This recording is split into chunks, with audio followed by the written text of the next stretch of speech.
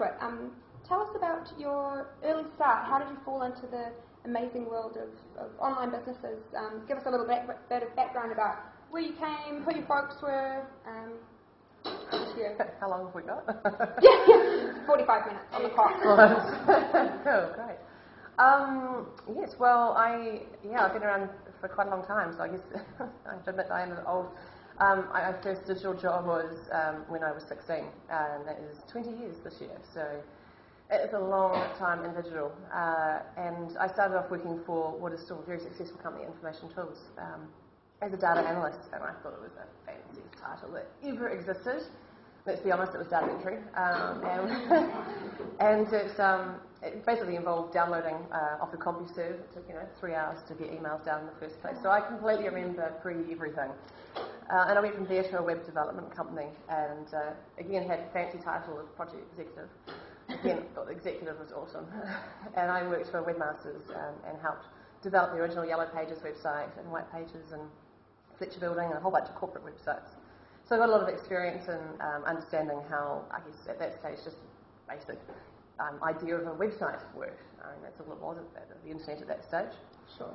And when I was there, I had obviously a lot of exposure to statistics and how people were utilising the internet and how it's affecting various different groups of people. And one of the things that came across my desk was the impact it was having on the younger demographic and how they were utilising it as a community space to be social.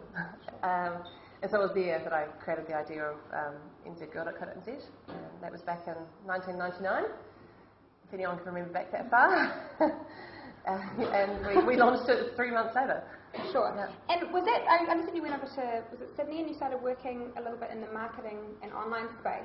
Was that pre-nzgirl or post? No, actually, you just fast forwarded 10 years. Oh, I'm thinking that. I'm like, was it at 20? Okay. So how did the idea of nzgirl come about then, and what was the initial reception from the market? The idea came from that we saw that there was a huge gap in the communication market of interacting with young women. And at that stage, even the print magazines, there was nothing in New Zealand. They were Australian with a token page in them.